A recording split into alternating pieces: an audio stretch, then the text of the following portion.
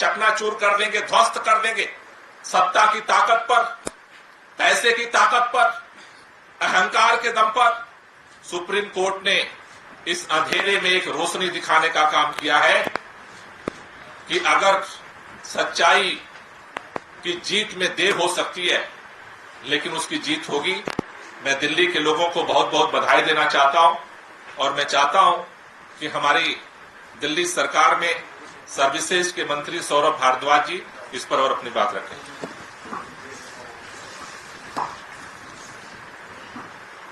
मुझे ऐसा लगता है कि आज करीब 9 साल लंबी दिल्ली के लोगों की लड़ाई, जो सन 2014 से दिल्ली के मुख्यमंत्री अरविंद केजरीवाल लड़ रहे थे,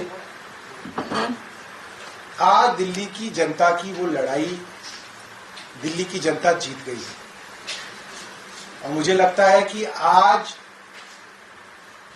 अगर इस पूरी लड़ाई के अंदर एक बात स्थापित हुई है तो वो ये बात है कि देश के अंदर एक इंस्टीट्यूशन ऐसा है, जब जब देश के ऊपर विपत्ति आएगी, जब जब देश के अंदर कॉन्स्टिट्यूशन को ताक पे रखा जाएगा, ये इंस्टीट्यूशन खड़ा होके देश के अंदर व्यवस्था को ठीक करेगा।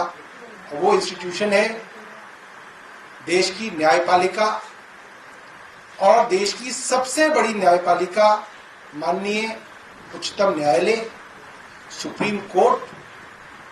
आज सुप्रीम कोर्ट ने जो ऐतिहासिक फैसला दिया है, मुझे लगता है आज के माहौल में सदियों तक सुप्रीम कोर्ट के इस फैसले को याद रखा जाएगा। हम जब छोटे थे तो फिल्मों में देखते थे अमिताभ बच्चन पुलिस इंस्पेक्टर बनते थे, तो छोटे छोटे बच्चे हम सोचते थे नहीं बड़े होकर पुलिस इंस्पेक्टर बनना है, क्योंकि फिल्म में देखा हमने अमिताभ बच्चन फिल्म इंस्पेक्टर थे। बड़े हुए देखा किसी फिल्म में एक दूसरे अभिनेता डॉक्टर थे, तो लगा नहीं बड़े होकर डॉक्टर बनना है। और सब बच्चे छोटे छोटे जो उन फिल्मों को देखते थे कहते थे डॉक्टर बनना है। एक फिल्म में अभिनेता वकील बने, बच्चों को लगा नहीं नहीं काम तो वकील का होना चाहिए, इससे देश को बदला जा सकता है। आज मुझे लगता है देश का एक एक बच्चा जो जुडिशरी की समझ रखता है और देश के हालातों की समझ रखता है, वो कहेगा देश में अगर कोई हीरो है तो चीफ जस्टिस चंद्रचूड़ साहब हैं, और कहेंगे नहीं अब तो जज बनना है।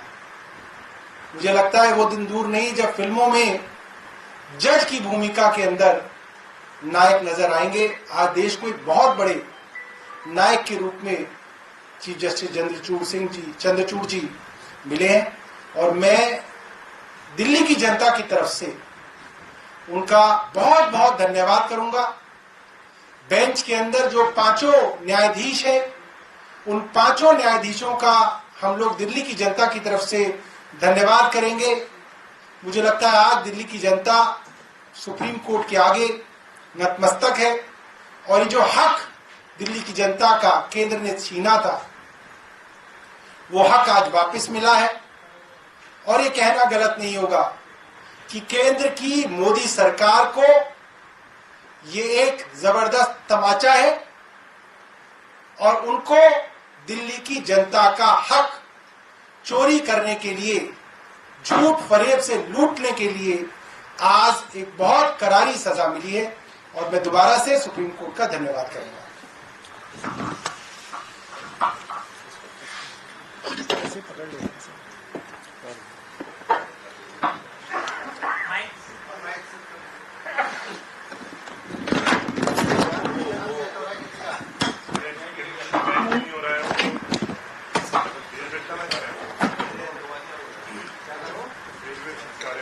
मैं आज सबसे पहले दिल्ली के लोगों को, दिल्ली की जनता को बधाई देना चाहूंगी, मुबारकबाद देना चाहूंगी, क्योंकि आज सुप्रीम कोर्ट ने जो फैसला लिया है, सुप्रीम कोर्ट ने आज कहा है कि दिल्ली की जनता जो फैसला लेगी वो फैसला पूरी अफसरशाही को, पूरी सरकार पर बाध्य है। तो आज सबसे बड़ी जीत दिल्ली की जनता की हुई है, क्योंकि आज सुप्रीम कोर्ट ने लोकतंत्र के हित में, संविधान के हित में फैसला लिया। 2015 में दिल्ली की जनता ने अपना भरोसा अरविंद केजरीवाल जी पे दिखाया। एक तरफा भरोसा अरविंद केजरीवाल जी पे दिखाया। 70 में से 67 सीट उन्होंने आम आदमी पार्टी को दी, अरविंद केजरीवाल जी को दी।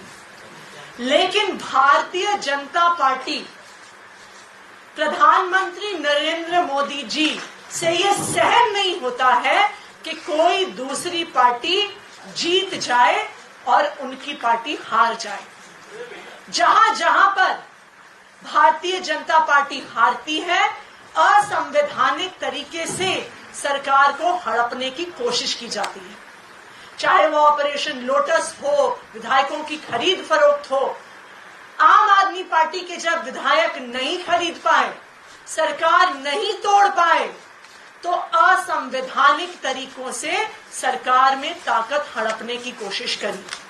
और आज 8 साल की लंबी लड़ाई के बाद सुप्रीम कोर्ट ने एक बहुत स्पष्ट फैसला दिया है कि जिनको जनता चुन के भेजती है उनके फैसले ही दिल्ली में मान्य होंगे।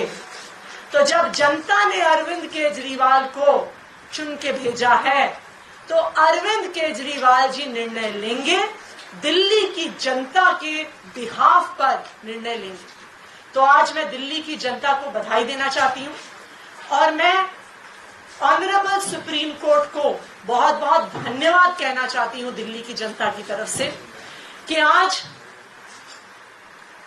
सिर्फ उन्होंने एक फैसला नहीं दिया है, आज उच्चतम न्यायालय ने इस देश के संविधान को बचाया है, इस देश के लोकतंत्र को बचाया है।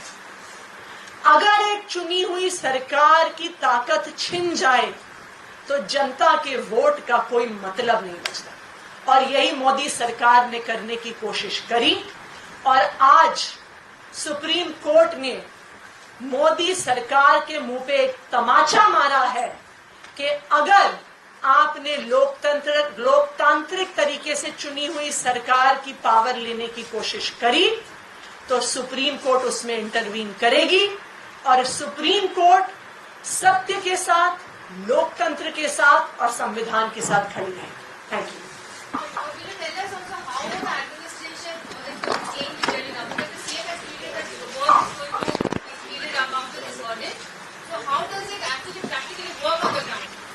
So, like the Honorable Chief Justice explained in his judgment, all the officers, IAS officers, Danik officers, Das officers, all types of officers, till now were reporting to the central government via LG. If an officer is inefficient, there was no way of shifting him to some other position. There was no way of controlling officers in terms of the welfare of the people. Now all this power, which is generally called services, executive powers as well as the legislative powers, all lie with the elected government of Delhi, and it has been reiterated by the Honorable Supreme Court that LG is bound by the aid and advice of the elected government or the Council of Ministers in all the subjects other than police, public order and land. So it has been made amply clear by the court. So if LG now has asked for papers in the issue of Delhi Chief Minister's residence, is the Delhi government now free and constitutionally or legally right in not sending those papers? Can we do that? I think it should be looked at in terms of general matters. It's not a question of papers related to the CM residence or the LG's residence. It's a matter of principle now. So we will act as per the principles which have been laid down by the Honorable Supreme Court. मैं इसमें एक चीज बैठक आप लोग कब जल्द ले? एक सेकंड में इस पे देखिए, ये एलजी साहब के पास सिर्फ पेपर देखने का अधिकार है, उसके आधार पर किसी प्रकार का निर्णय लेने का अधिकार नहीं है। तो पेपर मंगवाएं, देखें और देखकर वापस भेज दें। और इस बात को आज सुप्रीम कोर्ट ने फिर से अंडरलाइन करके कह दिया है that the aid and advice of the council of ministers is binding upon the LG. तो ये बिल्कुल स्पष्ट कर देता है कि लैंड, लॉ एंड ऑर्डर और पुलिस को छोड़कर हर मैटर पर दिल्ली की चुनी हुई सरकार के निर्णय माननीय लेफ्टिनेंट गवर्नर साहब पर मानने की बाध्यता है। और ओके। मीटिंग क्या आज बुलाई जा रही है? आजकल अभी मंत्रियों की बैठक मुख्यमंत्री जी ने 2 बजे बुलाई है सचिवालय में, और उस बैठक में डिस्कस करके आगे की रणनीति जो है हम लोग तय करेंगे। Okay, thank you.